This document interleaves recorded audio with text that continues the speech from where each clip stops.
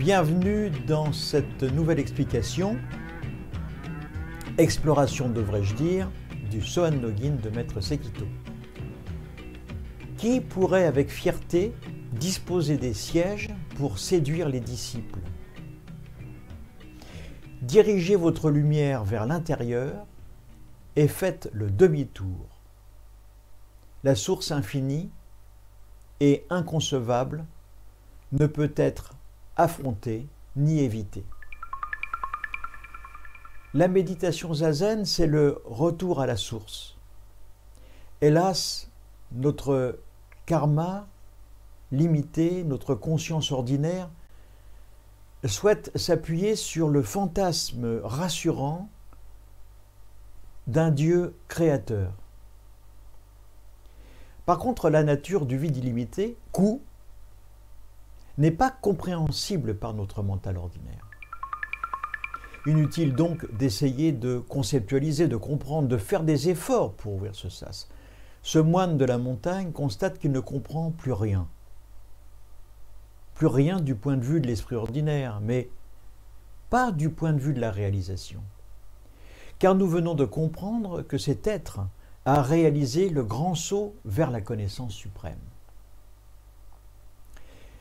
Maître Dogen a aussi écrit dans l'un de ses textes, le Fukan Zazengi, « Apprenez le demi-tour qui dirige votre lumière vers l'intérieur et illumine votre nature véritable. Tournez votre lumière vers l'intérieur et revenez à l'origine. »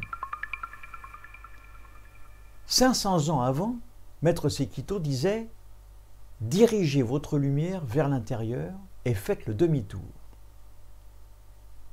Sekito demande à ses moines de réaliser cette introspection que seuls les méditants ou que nous pouvons réaliser par nous-mêmes.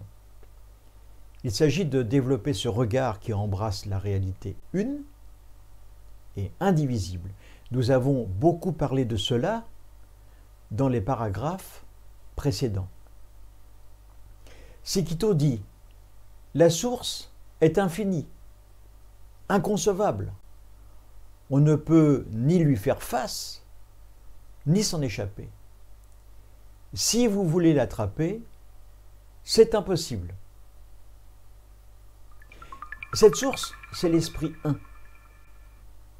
C'est l'énergie primordiale. Et cette strophe est l'invitation à se couler dans les méandres de notre destinée sans lutter à contre-courant. Il n'est pas possible d'échapper à son karma. Il n'est pas possible d'échapper à sa destinée. Impossible de s'échapper de notre vie. Impossible de s'échapper de la source de vie. Cette source qui alimente par-delà les frontières du temps ce fleuve qui s'écoule depuis et pour l'éternité vers un futur hypothétique qui n'a jamais existé et qui n'existera jamais. Pourquoi? Parce qu'il est figé dans notre mental limité et soumis à ses propres limites de temporalité. La conception même de la source est non conceptualisable, c'est un paradoxe. Qui pourrait donc avec fierté disposer des sièges pour séduire les disciples? Difficile en effet, compte tenu de la difficulté de se réaliser soi-même, d'accueillir des disciples afin de les accompagner sur ce difficile chemin de la réalisation. Avant d'enseigner la voie, il faut soi-même avoir parcouru le chemin. Et très rares sont ceux qui y sont vraiment parvenus. Sekito nous donne ici une indication claire sur la façon de procéder.